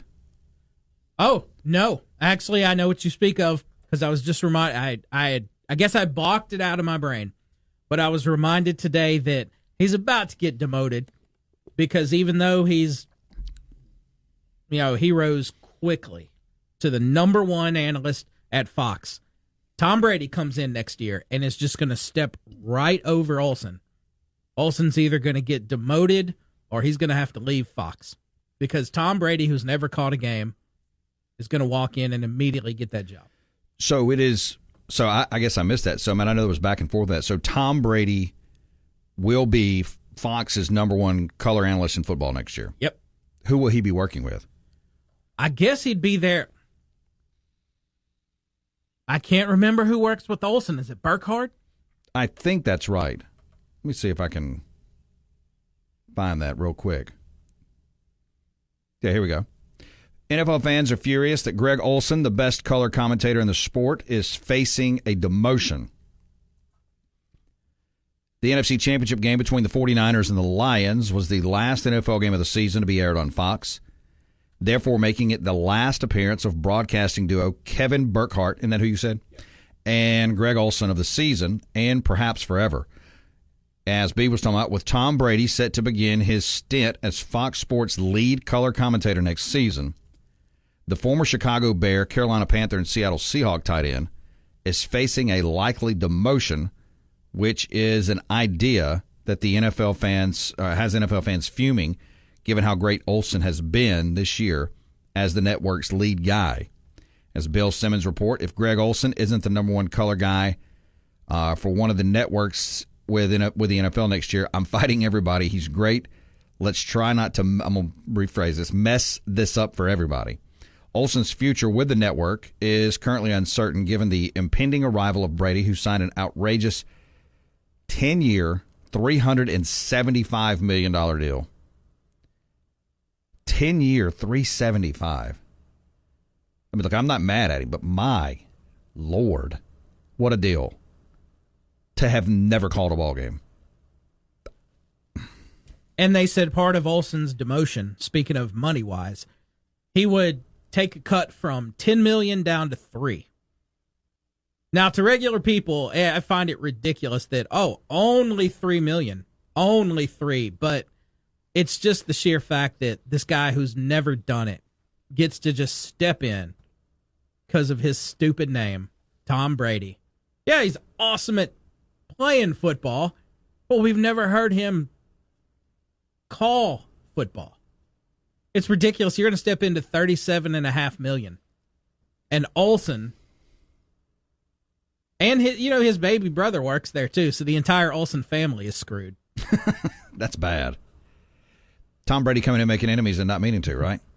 It says, unfortunately for NFL fans, CBS has the broadcasting rights to this year's Super Bowl, meaning the Jim Nantz and Tony Romo duo, whom the football world seems to be largely sick of, will be calling the matchup between the Chiefs and the Niners. At this time, 13 days until the Super Bowl kicks off, the Niners are narrowly favored over the defending champion Chiefs by 1 point. While ESPN recently signed Joe Buck and Troy Aikman for Monday Night Football, and CBS Sports is likely sticking with Nantz and Romo, the most obvious potential landing spot for Olsen would be NBC, who are in desperate need of a talent infusion, as their current crew of Mike Tirico, Chris Collinsworth, Maria Taylor, Tony Dungy, Jason Garrett, and Chris Sims is widely considered to be the worst in sports. I mean, it's too. Again, these crews are too many. Tirico's always been good, but is he on the back end of his career? What about Collinsworth? Okay, I really like Tirico, and I like Collinsworth, but I've been noticed Collinsworth is the NFL equivalent as far as getting hate. He gets the same amount of hate as in college football, Gary Danielson. People hate Collinsworth lately. I don't watch a whole lot of Sunday Night Football, but I've never thought Collinsworth was bad. No, I've always kind of liked Chris. He's kind of goofy, right? But this whole Tony Dungy's never been bad. Jason Garrett's god-awful. Chris Sims is okay. So the question is that where he ends up? There's only so many seats at the table in these NFL packages. So what happens to Greg Olsen? I don't know. It's got to be NBC because they're not getting rid of Romo at CBS. No, Romo's not going anywhere. Northwest ranking Mike, Sam Brumfield from Pearl transferred to Virginia Tech. Yes, he did. Thank you, Mike. Ernest T. As tired as I am of Tay-Tay, I'm getting just as tired of Gronk. He's on every commercial, and listening to him honk on Fox is absolutely brutal. He can barely finish a sentence. Yeah, he's not that good. Space Ghost, what happened to Al Michaels? Didn't he retire? I'll have to look and see. I thought he did. And unnamed texter, remember Drew Brees did the same. He had a huge contract but only did a few games, so Brady may decide this is not his thing. And that is true. Like, we don't know that Tom Brady is going to stick with this. I mean, I think Tom Brady will be fine on there. The guy's articulate. He knows football. I think he will be fine. It's just, is this really something he wants to do? Let's go to Louisville, George. George, happy Monday. What's up? How about it? It's a big Monday, eh? Absolutely. Yeah, I got a few things. Regardless of how you guys or anybody else feels, Madden and Summerall, I mean, I would wait for them to come on, and I didn't even care about the teams that were playing half the time, just to hear them. They weren't about themselves. They just did their job and did it well and played off each other. And then the three in a booth, even though Cosell and Dandy Don and them were tough, they were still the all-time Monday night crew. Back when Monday Night Football, when you couldn't wait for Monday Night Football. Do you remember those days? Oh, yeah. It was good stuff. Let's see that Super Bowl, and we'll think about it later. The only other thing I got, just I'm going to go old school on you on tight ends and just see, they might not be in the top 100, but John Mackey going back to the Baltimore Colts with Johnny U, and then Ditka. Was he not known to be a good tight end for the Bears back in the day, or was he? Yeah, he's on this list. Any case, yeah, he played 100. Just throw that stuff out to me off the air, okay? You got it. Thank you, guys. Thank you, brother. Appreciate it, George. Go see George this week. See his team. They got a great lineup of stuff going on every week. Yeah, Ditka, 158 total games played, 5,812 yards. And let's see, did he catch? Yeah, 43 touchdowns in an era where you didn't throw it a whole lot. I can't remember who's the other guy. Who's the other guy he said? Do you remember? I have to look and see. Yeah, Ditka, though, is on this list. Hey, we're brought to you by BCI. Go to bcipeople.com for more information, 601-427-4185, and let them help you from managed IT services, data backup solutions, ransomware protection, and more. bcipeople.com is the website. Rob Browne on your radio. Turning to sports. With Jake Wimberly on the afternoon drive. One of the last pure pleasures I have left in my life. Yeah, maybe you ought to get a life first, okay? On ESPN 105.9 The Zone and online at thezone1059.com.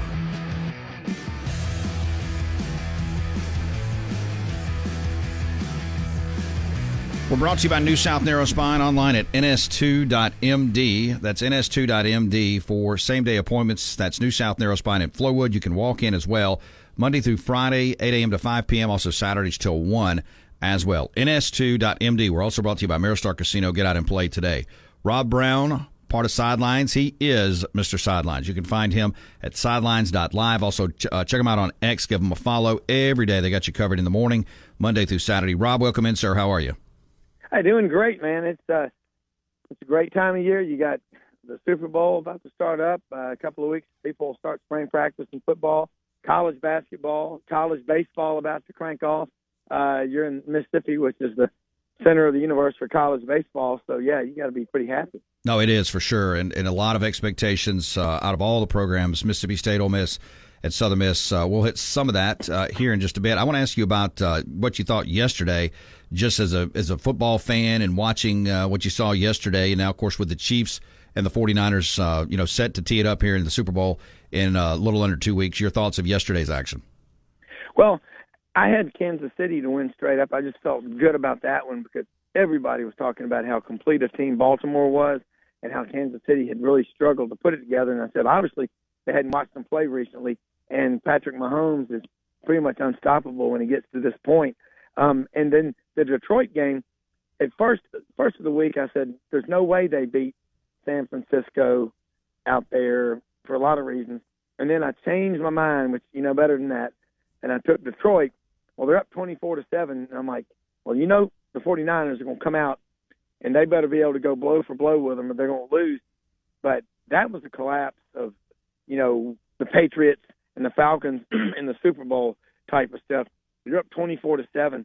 Then in the second half, that poor receiver Reynolds, you're paid a lot of money. You have to make those kind of catches, and that's inexcusable, and that's a tough one. But I think it's going to be 49ers. Brock Purdy, what's he making? $870,000 versus Patrick Mahomes, who's been to the AFC Championship game 6 years in a row. All 6 years he's been a starter in the NFL. And I think it will be a great Super Bowl. Don't underestimate Brock Purdy's legs. That guy can run, and McCaffrey as a running back is a modern-day Rocky Bleier. No, there's no doubt about it. He is fantastic, and he's a game changer as well. Rob Browne on your radio, Monday edition of the program. Rob, let's switch over to SEC basketball. Now that we've getting close to the midway point, Alabama at the top of the league, 6-1, 14-6, and Tennessee right there, half a game back at 5-1, and then of course South Carolina, Auburn. You go all the way down to Mississippi State and Texas A&M. 8-9 teams, trying to vie for spots. It's hard to tell, but this is as deep as the league has been. How many teams do you think will get a bid? And I know that's asking. Probably 9. Yeah, I would say 9. And look, for you folks in Mississippi, Yancey Porter, Rebel Yell Hotline's on the show every week with us. Talked a lot before they even did it about hiring Chris Beard. That was a great hire. And if you're an Ole Miss fan, this is the best last 3 years in Ole Miss sports history with what's going on in football, baseball winning a national championship in 2022, and Chris Beard got the Rebels at 4-3 without a whole lot of talent, but the portal helps. And Alan Flanagan and his dad coming over from Auburn, they're a good duo. I just think Mississippi State, they got Auburn. Auburn hasn't won a game over a quadrant 1 team this year, yet they were number 8 in the country. And Mississippi State held them to their second lowest point total. They gave up only 50, I think Auburn had 58 points, but Appalachian State held Auburn to fewer points. And then you look at Tennessee. I think they're the best team in the league. Alabama's really good. South Carolina. LSU, look, 3 years ago, LSU was the respirators on, the priestess in the room, call the kinfolks to the bedside. They're done, and look at them. They're 4-3 in the league, I believe, or 3-4, but they're playing a lot better, and they're not an easy slam dunk win. They faded late against Alabama. South Carolina, they've won 17 or 18 games, and Ole Miss getting the win. Anytime you beat A&M, that's a great win, and you got to say they're in the bigger disappointment in the league than Arkansas. Let me ask you about that's the shock. No, absolutely. I mean, there's no doubt about it. And look, they were out in front of Kentucky over the weekend, as you well know, and then kind of let that thing slip through their arms. SEC baseball. It's hard to believe with the ice and the snow and the rain and everything we've had. I mean, we're fixing to play baseball, but you look at the league, and you know how baseball is. You go to whatever poll you want, D1 baseball, Baseball America. I mean, there's a lot of them, but the Floridas, the Arkansas, the LSUs are going to be right there in the top 10, top 5. Texas A&M, Tennessee. You look down the league. Alabama had a good year last year, going 43-21. South Carolina 42-21. That's not even counting Mississippi State and Ole Miss trying to get back on the right side. As we always say, you could make a case. I know we love to focus on football. That's what we do. Then the other sports, but this league is so tough. And I tell you what, to try to get some movement in this league, I mean, it is very, very tough to do. And if you're State and Ole Miss, you got an uphill climb here. Well, they do. It's hard to believe that neither team was in the playoff last year. It's all about pitching. And you look top to bottom in the SEC. Auburn last year in the first half of the season struggled, then went 12-3 in the second half. And you look at how many of these guys are pitching all summer in the Cape Cod League and just in these different leagues around the country or around the world. Their arms get worn out. And how many of them are really focused on the SEC? A lot of teams, their top 3 pitchers, I know Auburn last year, Joseph Gonzalez pitched 5 innings in the first game, and he's done for the year. He's back this year. They've got a lot of pitchers. But you look at Ole Miss, Mississippi State, Arkansas. Arkansas last year lost, at home in the regional. I think this league is just going to get tougher. Texas has been to 37 College World Series, 62 NCAA tournaments. Oklahoma's coming in. And look at Florida with Kevin O'Sullivan. They're going to be good. South Carolina, Georgia, Alabama's got a new coach that they brought in from Maryland. Tennessee, as long as Tony Vitello's up there, they're going to be talked about for sure. There is nowhere the SEC is tougher top to bottom in baseball than it is in any sport of all sports. It's not even close. Oh, there's no doubt about it. And it's going to be a fun league to follow as we start that off here about the second week in February. Rob Browne, make sure to give him a follow on X. And, of course, check him out, sidelines.live. Rob, always appreciate your time and insight. Look, have a great week, sir, and we'll talk to you again very soon. Look, let me know when you can be on our show this week. Anytime, you're always welcome, and I appreciate you having me more than you can imagine. Thanks. Absolutely. Thank you, Rob. Appreciate it. Rob Browne on your radio, brought to you by Ameristar Casino. Get out and play today. You can go ahead and get in early on the big game odds, all kinds of stuff to play at Ameristar. It's time to get back in the game with Jake Wimberly and the Afternoon Drive. That's entertainment. On the station that specializes in the Mississippi sports you love. Now we're talking. Live and local on ESPN 105.9 The Zone and online at thezone1059.com.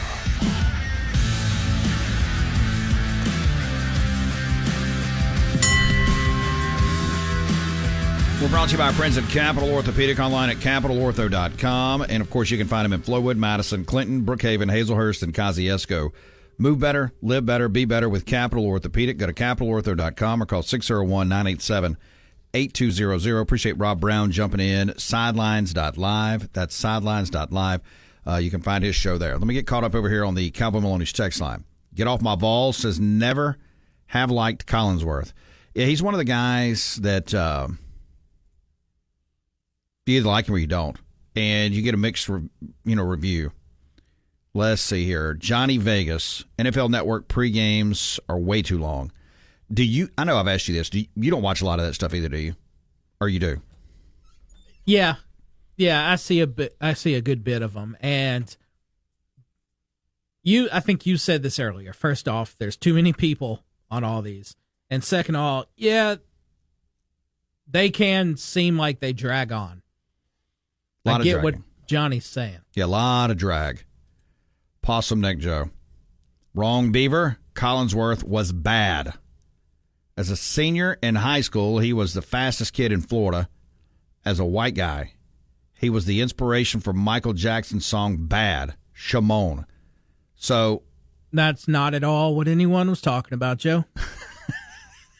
None of that. Joe swung and missed on that one. Maybe he's working on, maybe it's because he's working on a way to defend Travis Kelce. It's messed him up a little bit. Yeah. Space Ghost. Was going to hit the highlights of the article, but I was cleaning out my vehicle, and apparently I misplaced it. I'll try to find it and call tomorrow. What? The saga continues with this guy. This is a week-old article. Is it even relevant anymore? No. What do you mean you try to, what, did you print it out? He did. He called me Saturday, and he told me he did print it out. So he's not making this up. He literally had it. I don't know how many pages it was. I don't know how big the article was, but yeah, he had pages of this too. Apparently, he was just going to call and read it word for word. That's what it sounds like. Well, this isn't an audiobook. So this is an audiobook platform. So now we have to wait at least another day. Al Michaels, I believe, did retire. Didn't he retire? They kind of forced him to retire, didn't they? Well, there was the big issue with the playoffs. He was telling people he was going to call the playoffs, and they had already taken him off the playoffs. But it was news to him. And he thinks you and Rob J need to have a bet on the game. Why don't he bet with you? Who's he going for? You know he's not going for your team. No, he's not. Why don't you and Space Ghost have some sort of a bet on this game? Well, his Seahawks aren't factored in any way. Of course, I guess his hatred for the 49ers could fuel him. I think you're right. How excited are you for this game? I'm pretty ready. Well, here's you some stats coming off the weekend. One, the 49ers pull off biggest comeback in NFC title game history. That performance yesterday, the 17-point comeback against the Lions, was tied for the largest NFC title game comeback in NFL history. The only other 17-point comeback was also pulled off by the 49ers in 2012 over the Falcons. That was an 18-point. Well, let's see, the largest comeback in AFC title game history is 18. Are the Falcons part of most all comebacks? Sounds like it. It seems that way. Monkeys riding dogs. I heard Al Michaels is calling NASCAR in 2025. 49ers get lucky 38. The win over the Lions was the 38th playoff victory in franchise history for the 49ers, which is the most by any team in the NFL in history.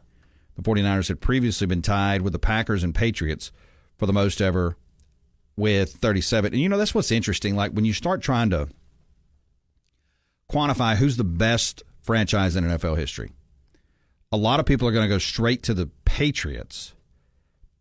And you can make that argument, but that run was in, one coach, one player, 17 years or whatever it was. But then when you start looking at, like, the 49ers, they did it in the 80s, the 90s. I mean, they've done it over decades. So who is the best? Some are going to say the Steelers, but a lot of that came in the 70s, in the 80s. They had some success in the 90s. They've had some. But who is are the 49ers the best? It ain't the Cowboys. Don't give me that. Get that out of here.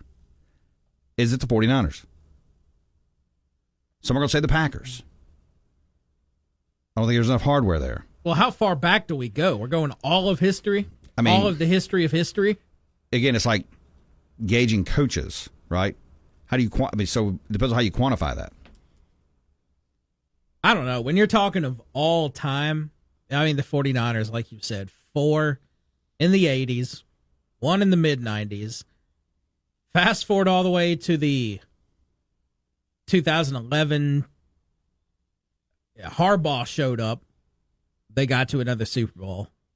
Shanahan showed up. He's got them in their second Super Bowl 10 years later. But Do you have to factor in actually winning the Super Bowl? I don't know. Not necessarily. What parameters are we putting on this? Yeah, it depends on how you frame it up. We talk about Brock Purdy.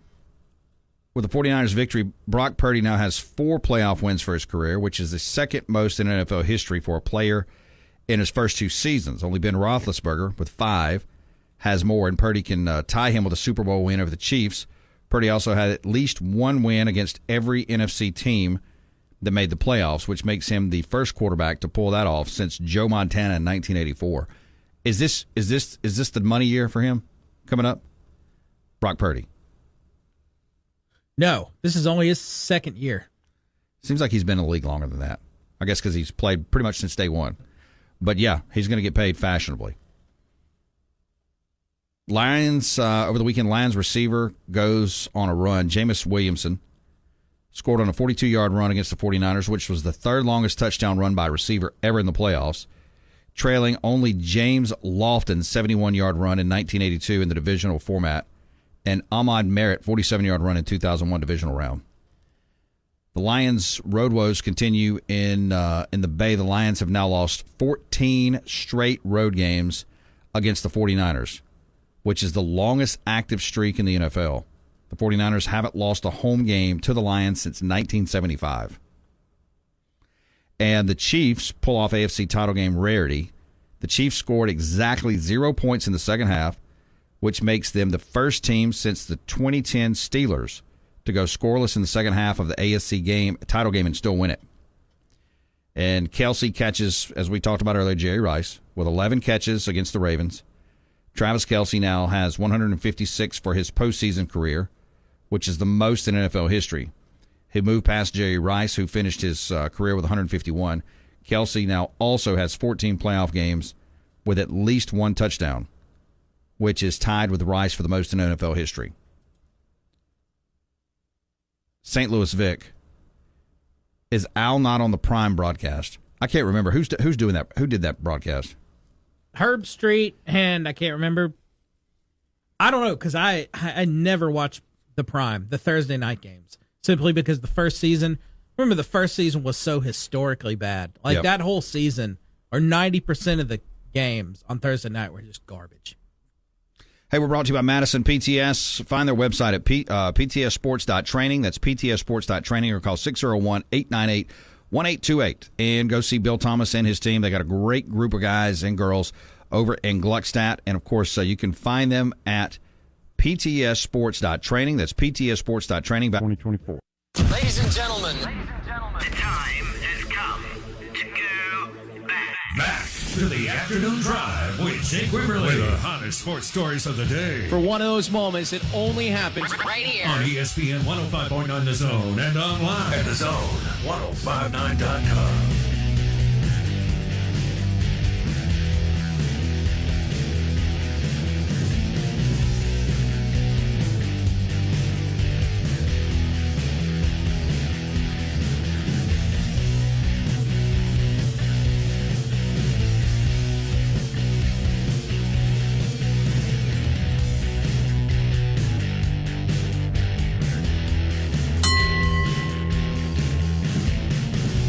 Final segment on a Monday. Appreciate Chris Landry, Rob Browne jumping in. Appreciate you fine people out there in Radio Land as well. We're streaming on the Zone1059.com. Brought to you by Maristar Casino and our friends at Malone Roofing Services. ecmalone.com is their website. 8337 Malone. We'll get all this on the podcast this week. Kelly Ford tomorrow. Several others as we roll through the week. Let me see here on the Cowboy Maloney's text line. Let's see here. White Denzel, what kind of Taylor Swift props do y'all think will be for the Super Bowl? Oh, gosh. I'm assuming it's going to be several. Do you have a special Taylor Swift prop bet that you want to throw in there? I do not. None? I'm still going to die on this hill that she's paratrooping in. Why would they not do that? I mean, they're trying to take this thing to the next level. Why? That's the next level. Have her mic'd up coming in, singing some song. That's what I'm going with until it doesn't happen. Bill, don't the Packers have the most NFL championships? Don't come at me with the Steelers. They didn't win the Super Bowl. Didn't win Super Bowl 40, so you can't count that one. Do the Packers? Let's see. Let me look and see. Let me go back here and look at this. Pull this up real quick.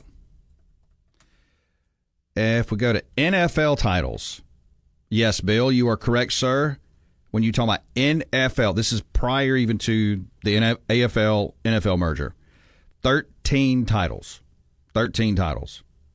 So are the Packers the best? Because when you get, the Bears have 9. Only 1 in the Super Bowl era, but they have 8 prior.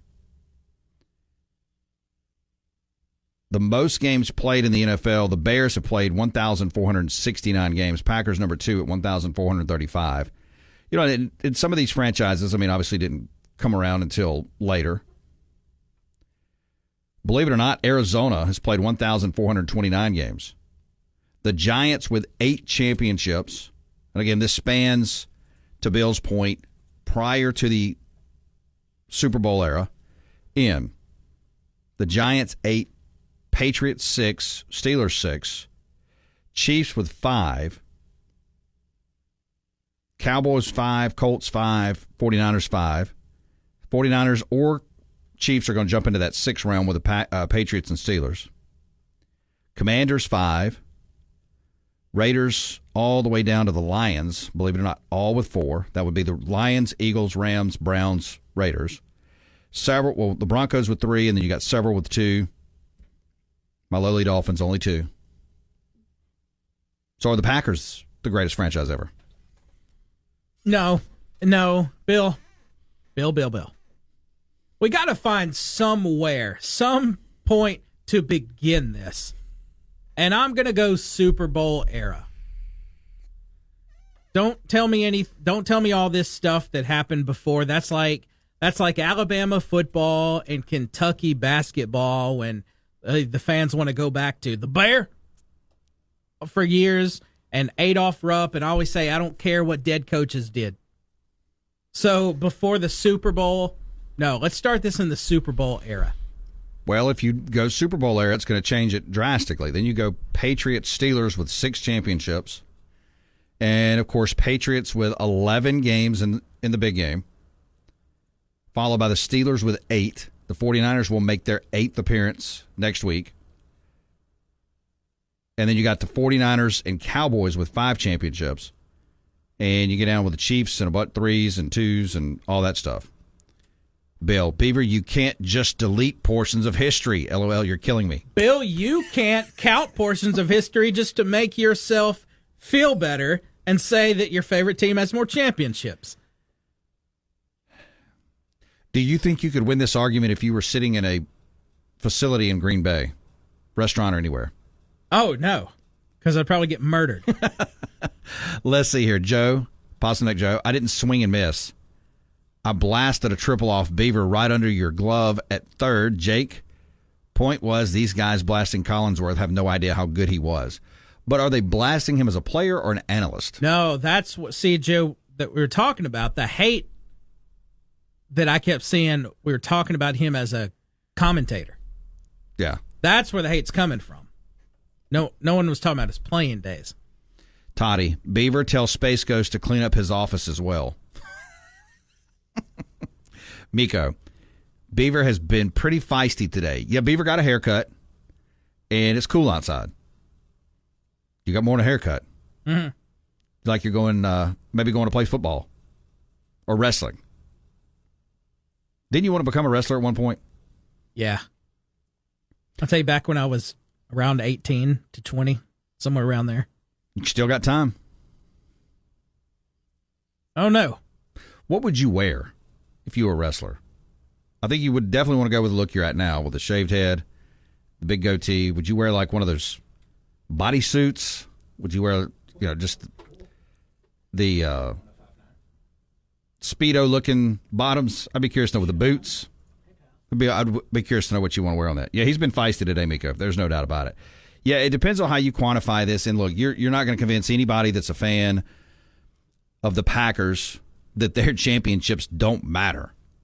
I mean, you look at and I agree with Bill, you can't delete history. as Bill said, it's a singlet, Jake, not a bodysuit. Thank you, Bill. I didn't know what it was. I just called it a bodysuit. Thank you. Bill's dropping some good stuff on us today. A singlet. I have heard that before. I didn't realize that's what that thing was called. I don't know how Beaver would look in a singlet. That'd be interesting. Oh man, let me jump back over here real quick and make sure I haven't missed any notes before we bow out here in the next few minutes. Let me look. I don't know why this happened. Dave Portnoy, attention everybody, Barstool Radio is canceled until further notice. I have no idea. I'm going to check up and see what's going on with the Barstool Radio. And let me get back over here to my NFL section, make sure I haven't missed anything. Well, let's finish it up with this. Brando on line 1. Brando, welcome in. Hey, Beef sent me a picture of his haircut. I think he thought it was some kind of seductive kind of look, but I've seen better heads on burn-up cabbage. You guys have a great day. Thank you, Brando. Appreciate it. So you're sharing headshots with Brando? That is not at all true. No part of that. But that is classic Brando. So would you wear, as Bill called it, a singlet? Singlet. No. No, I think you... Is that what would I wear? I don't know. Is that one of those... I called it a bodysuit, and Bill corrected me and said it's a singlet. Is that what, like... That's what amateur wrestlers wear. High school and collegiate and amateur wrestlers. Okay. I would think you'd want to wear, like, maybe some tall boots and almost like a Speedo-looking bottom. Maybe get a couple tattoos. I'm not going to go Speedo. I won't go that short. So you have to go back to the... I'll go with the trunks.